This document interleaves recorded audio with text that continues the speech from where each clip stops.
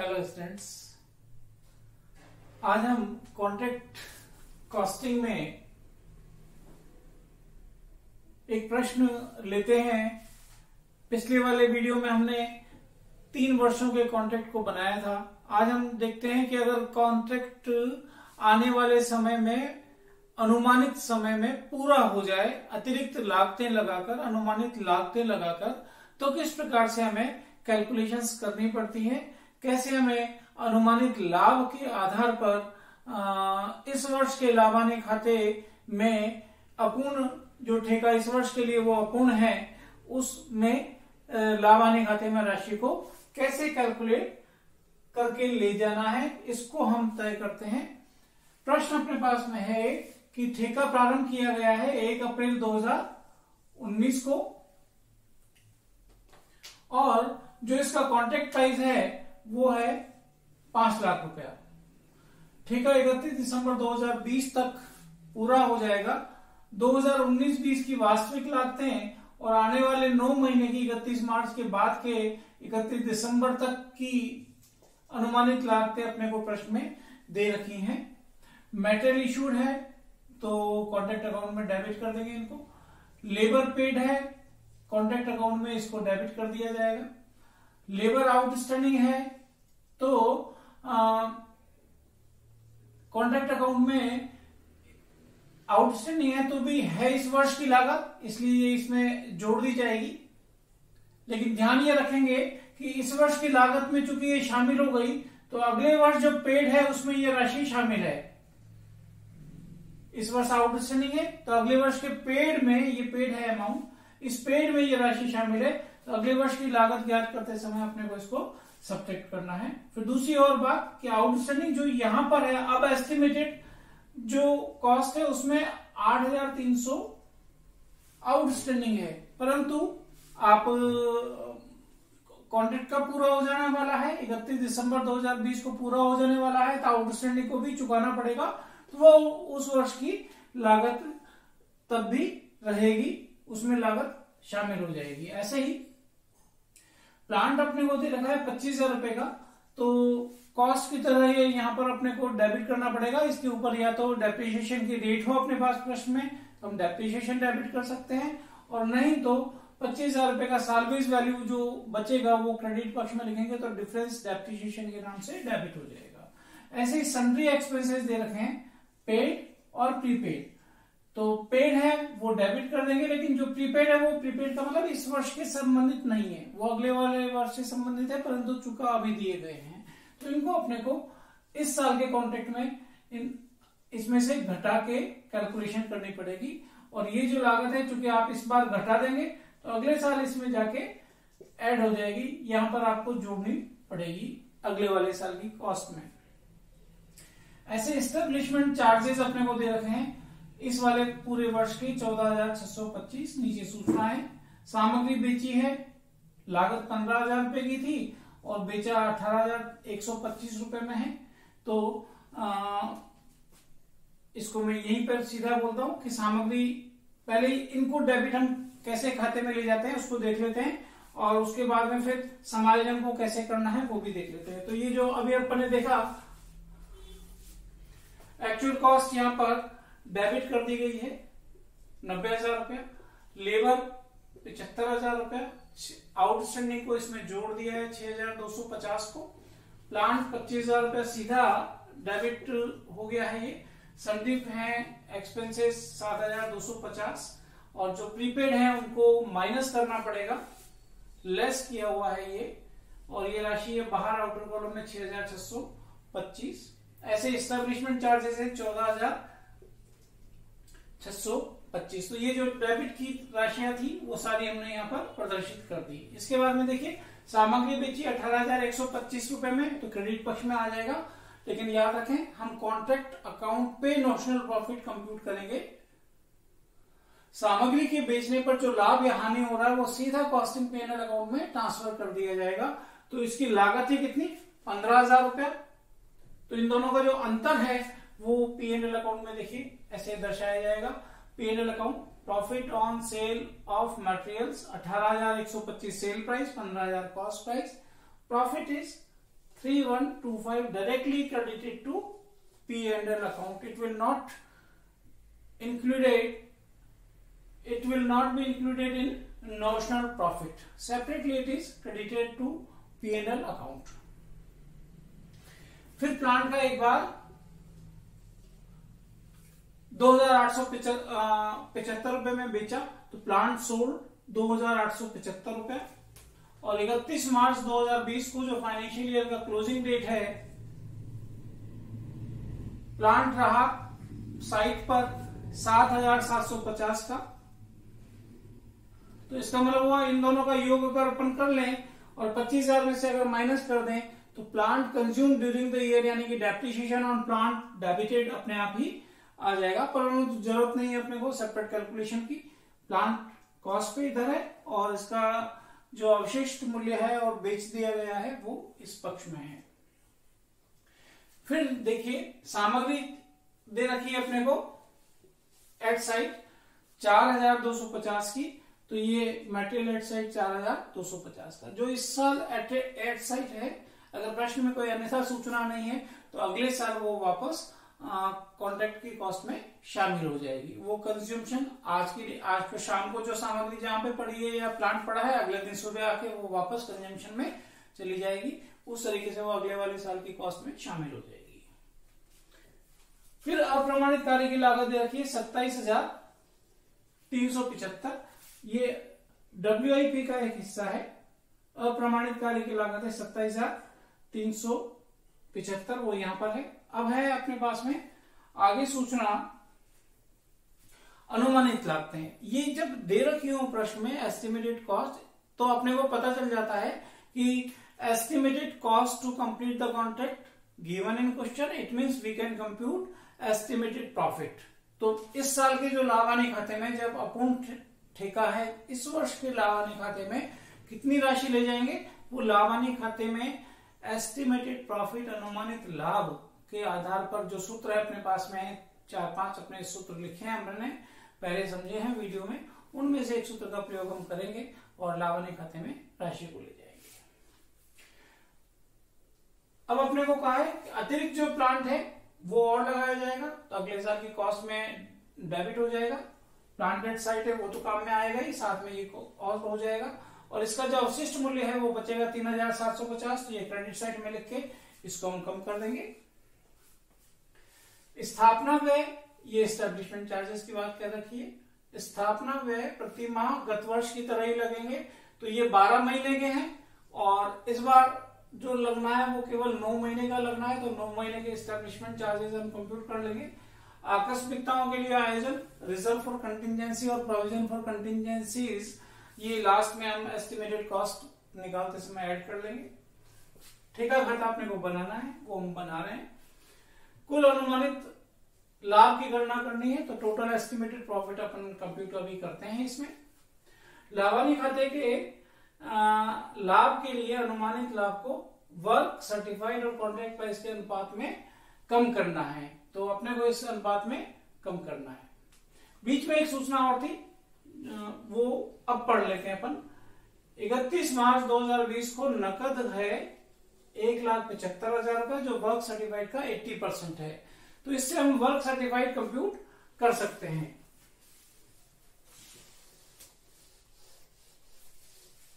Work certified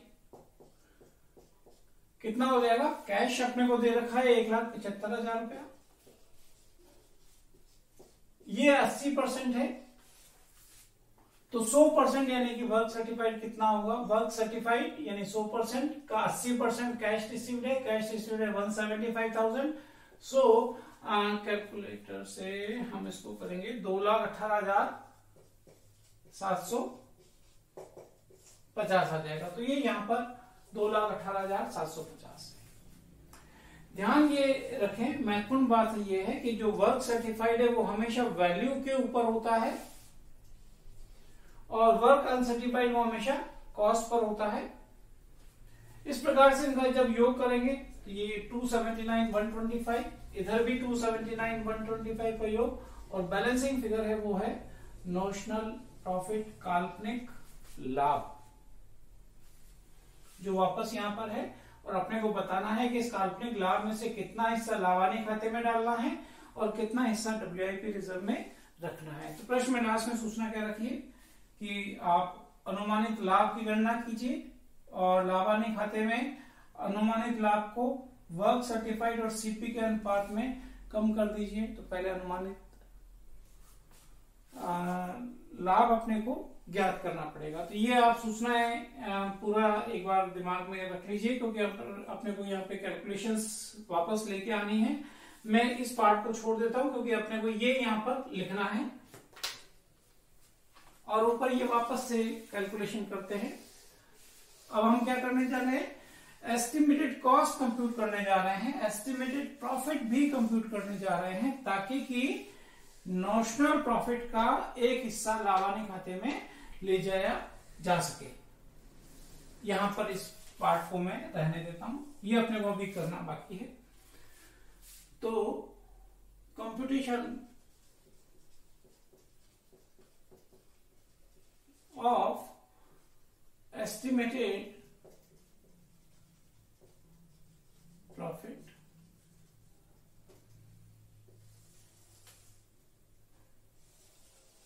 सबसे पहले cost to date, आज की तारीख तक की लागतें अपने को निकाल लेनी है। यानी कि जब अपन कॉन्ट्रैक्ट अकाउंट बना रहे हैं 31 मार्च 2020 तक की लागतें अपने को लिखनी है। तो एक काम करेंगे, मैंने बोर्ड पे से इसको हटाया है। जो पहला पार्ट था उसमें से इस साइड से क्रेडिट साइड से WIP की वैल्यूज को, यानी कि वर्क सर्टिफाइड और अनसर्टिफाइड की वैल्यू को छोड़ दीजिए और डेबिट साइड से नॉशनल प्रॉफिट को छोड़ दीजिए। इसके अलावा जितनी भी डेबिट पक्ष की मदें हैं उनका योग कीजिए और उसमें से क्रेडिट पक्ष की सारी मदों का योग घटा दीजिए। ये कॉस्ट टू डेट आ जाएगी। एक तरीका तो ये था कॉस्ट के आधार पर। दूसरा तरीका ये है कि जो नॉशनल प्रॉफिट है उसको आप सब्ट्रैक्ट कर दीजिए। मैं ऐसा करता हूं कि पहले ये भी कंप्यूट कर लेते हैं साथ में। कॉस्ट ऑफ वर्क सर्टिफाइड, अभी हमने देखा था वैल्यू ऑफ वर्क सर्टिफाइड था, जो कंप्यूट अभी अपन ने किया था वो था 2,18,750 और इसमें से अगर अपन नॉशनल प्रॉफिट माइनस कर दें 58,300, दोनों का अगर अपन डिफरेंस 58,500 है, ये 500, तो ये वैल्यू जो आएगी 160। ये कॉस्ट ऑफ वर्क सर्टिफाइड हो गई। यानी कि वैल्यू ऑफ वर्क सर्टिफाइड और नॉशनल प्रॉफिट का अंतर हमेशा कॉस्ट ऑफ वर्क सर्टिफाइड होता है। ऐसे ही कॉस्ट ऑफ वर्क अनसर्टिफाइड, ये प्रश्न में दे रखी थी अपने को 27,375। दोनों का अगर अपन योग कर लें तो 187,625, ये कॉस्ट टू डेट हो गई।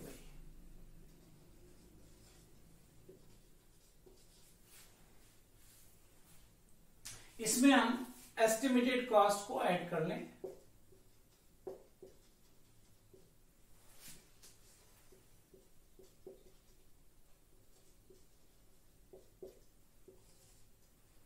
Complete the contract. प्रश्न में अपने को दे रखा है। देखिए सबसे पहले मैं वो ले लेता हूं वैल्यूज जो कि पिछले वाले कॉन्ट्रैक्ट अकाउंट से अपने को लेके आनी है। प्लांट, पहले से जो प्लांट है साइट पर वो है 7,750 रुपए का। क्रेडिट पक्ष में अपन ने जो बताया था प्लांट एट साइट। फिर एडिशनल प्लांट अपने को प्रश्न में दे रखा है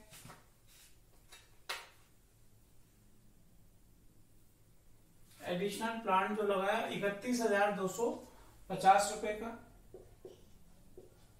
और इसमें से सालवेज वैल्यू भी प्रश्न में दे रखा है 3,750 रुपए का। ऐसा करते हैं, इसमें ये वैल्यू प्लांट की ऐड हो जाएगी। तो ये कैलकुलेशन अगर अपन कर लेंगे तो ये आता है 35,250। ऐसे ही मटेरियल एट साइट था तो तो मटेरियल की कॉस्ट को ले लेते हैं। एट साइड कितना था मटेरियल, तो अपने को प्रश्न में बता रखा था 4,250 रुपए का मटेरियल एट साइड था। नया कितना मटेरियल लगाया, प्लांट तो नया लगाया, नीचे दे रखा है, यहाँ पे नहीं लिखा हुआ है, मटेरियल यहाँ पे लिखा हुआ है प्लस 85,750, ये वैल्यू आपने ले ली यहाँ पर। फिर मटेरियल एट साइड बचा क्या, तो प्रश्न में अपने को कुछ भी नहीं दे रखा है, तो ये मटेरियल की कॉस्ट हो जाएगी 90,000 रुपया एस्टिमेटेड कॉस्ट और लग जाएगी टू कंप्लीट द कॉन्ट्रैक्ट। फिर उसके बाद में लेबर की बात ले लें। लेबर को ध्यान से कीजिए, चुकाया गया है 87,325, और ये महत्वपूर्ण बात ये है कि पिछले साल आउटस्टैंडिंग रहा था 6,250, तो चुकाया है, ये पिछले वाला साल वैल्यूज में से माइनस हो जाएगा। नेट पेमेंट इस वर्ष के लिए कितना रहा, इन दोनों के अंतर के बराबर, क्योंकि ये आपने वहां पर डेबिट कर दिया पिछले साल, तो इस बार दोबारा डेबिट नहीं होगा, दोबारा शामिल नहीं करेंगे, हटाना पड़ेगा। फिर 8,300 का और है अपने पास में लेबर आउटस्टैंडिंग, और आउटस्टैंडिंग को ऐड करते हैं यहाँ पर। इस साल की कॉस्ट है, ये चुका दिया जाएगा बाद में, और इस प्रकार से अगर अपन ये योग कर लेंगे तो 89,375। फिर इसके बाद में सन्डे एक्सपेंसेस। सन्डे एक्सपेंसेस हैं 6,875 रुपए के। पर ध्यान यहां पे ये रखें कि जो प्रीपेड थे पिछले साल, ये हम एस्टिमेटेड की बात कर रहे हैं, तो उससे पिछले वाले साल में प्रीपेड थे, वो हमने डेबिट नहीं किए, तो एक बार डेबिट होंगे, वो अब डेबिट करेंगे। डेबिट करने का मतलब इसमें आप ऐड कीजिए 625 रुपया, और दोनों को योग करेंगे तो 7,500 रुपया। ऐसे ही एस्टैब्लिशमेंट चार्जेस प्रतिमाह वही लगेंगे जैसे कि पिछले साल लगते रहे, तो 14,625 रुपए जो लगे थे वो 12 महीने के लगे थे, और अब केवल 9 महीने ही कार्य किया जाएगा, तो इसका 9/12 कीजिए, ये इसको कैलकुलेटर से कैलकुलेट कीजिए, वैल्यू ये 10969, और इन सबको जोड़ लीजिए, और कोई लागत नहीं बची, इन सबको ऐड कर लीजिए, तो ये 2,33,094। फिर प्रश्न में अपने को क्या रखा है, इसको आप कह सकते हैं ये एक तरीके से एस्टिमेटेड कॉस्ट आ गई, लेकिन प्रश्न में प्रोविजन फॉर कंटिजेंसी है,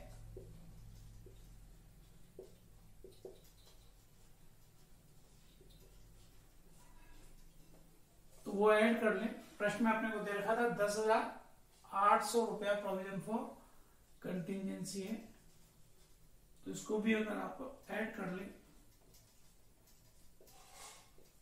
243,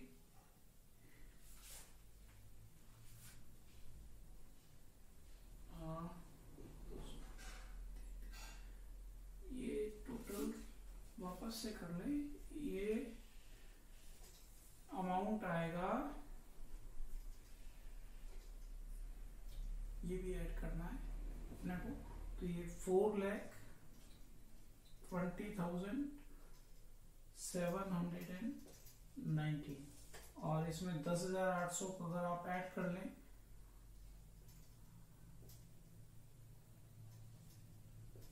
4,31,590, ये टोटल एस्टिमेटेड कॉस्ट हो गई।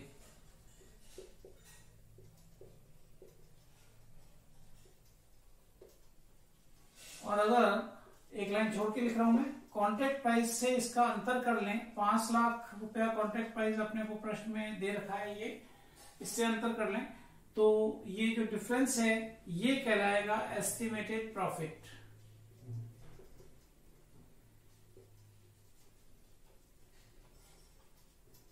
ईपी, इन दोनों का अंतर 5 लाख और इसका अंतर कर लें तो ये 68, मैं फिगर वापस लिख देता हूं, 68,481, तो योग इनका हो जाएगा 5 लाख, सीपी 5 लाख। तो इस प्रकार से हम कॉस्ट टू डेट जो इस साल के कॉन्ट्रैक्ट है उसमें एस्टिमेटेड कॉस्ट को जोड़ लें और वो वहां पर लिख सकते हैं। ऐसे एस्टिमेटेड प्रॉफिट ज्ञात हो जाएगा और इस एस्टिमेटेड प्रॉफिट के आधार पर, इसकी जरूरत नहीं है, मैं यहां से आप ले सकता हूं वैल्यू, इस साल के लावानी खाते में क्रेडिट की जाने वाली राशि एस्टिमेटेड प्रॉफिट लिख रखा हुआ है प्रश्न में, वर्क सर्टिफाइड और सीपी के अनुपात में, वर्क सर्टिफाइड और सीपी कॉन्ट्रैक्ट प्राइस के अनुपात में इसको कम कर दीजिए। तो ईपी जो है वो है देखिए 68,481, वर्क सर्टिफाइड जो था, जो हमने कंप्यूट किया था 175,000 को 100/80 से गुणा करके, तो ये अपना आया था फिगर 2,18,750। कॉन्ट्रैक्ट प्राइस प्रश्न में दे रखा है 5 लाख, और ये कैलकुलेशन अगर अपन कैलकुलेटर से करेंगे तो ये आ जाएगी 29,960। ये राशि इस साल के कॉन्ट्रैक्ट अकाउंट में, जो इस साल के अंत तक अपूर्ण है, चूंकि अनुमानित लागतें अपने को दे रखी है टू कंप्लीट द कॉन्ट्रैक्ट, हमें ईपी ज्ञात करना पड़ेगा, अनुमानित लाभ ज्ञात करना पड़ेगा और सूत्र के आधार पर कैलकुलेट की गई राशि को यहाँ पीएनएल अकाउंट में, जो हमारा कॉन्ट्रैक्ट अकाउंट का सेकंड पार्ट चल रहा था, उसमें यहां पर लिखी जाएगी 29,960। Out of notional profit this amount will be credited to P&L account in this account by assuming that this is the profit of the year and remaining will be transferred to WIP reserve। ये इसलिए किया जाता है कि अगर भविष्य में लागतें और बढ़ जाएं तो इससे वो चार्ज की जा सके, और अंततः जब कॉन्ट्रैक्ट कंप्लीट होगा तो ये सारी राशि P&L अकाउंट में स्वतः ही चली जाएगी। तो इन दोनों का डिफरेंस अगर अपन कर लें तो ये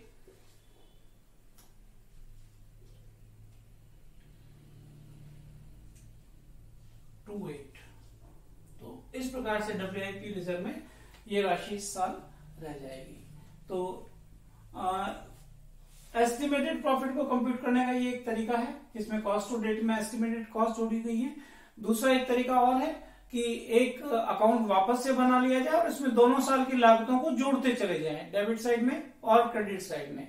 तो इस साल की जो कॉन्ट्रैक्ट की कॉस्ट है वो भी उसमें जुड़ जाएगी और एस्टिमेटेड कॉस्ट भी उसमें जुड़ जाएगी। जैसे कि मटेरियल की, फॉर एग्जांपल एक मटेरियल की बात कर लें, ये तो सेकेंड ईयर की कॉस्ट कितनी है 90,000 रुपया एस्टिमेटेड की, और फर्स्ट ईयर में कितनी है, जो डेबिट किया गया था शुरू में अमाउंट मटेरियल इश्यू किया गया था उसमें से जो सेल प्राइस है, कॉस्ट उसका सेल प्राइस जो है उसमें से कुछ बेचा है तो उस बेचे गई की लागत कितनी है और शेष कितना रहा, उसको ध्यान में रखते हुए कि उस साल की लागत कितनी है वो निकल जाएगी और इसमें ये लागत और जोड़ देंगे तो मटेरियल की कॉस्ट आ जाएगी। तो इस प्रकार से क्या करेंगे, 2 साल की जो भी लागतें हैं मटेरियल की एक साथ जोड़ लें, लेबर की एक साथ जोड़ लें, और ऐसे ही सन्डी एक्सपेंसेस, एस्टेब्लिशमेंट, प्लांट, 2-2 साल की लागतों को एक साथ जोड़ के एक खाता बना के भी यही एस्टिमेटेड प्रॉफिट ज्ञात किया जा सकता है। अब उस तरीके से या इस तरीके से कैसे भी करें, पर अल्टीमेटली प्रश्न में अगर अनुमानित लागतें दे रखी हैं टू कंप्लीट द कॉन्ट्रैक्ट तो हमेशा ईपी के फार्मूले के आधार पर P&L अकाउंट में राशि क्रेडिट की जानी होगी और वो ऐसे ही ज्ञात की जाएगी। धन्यवाद।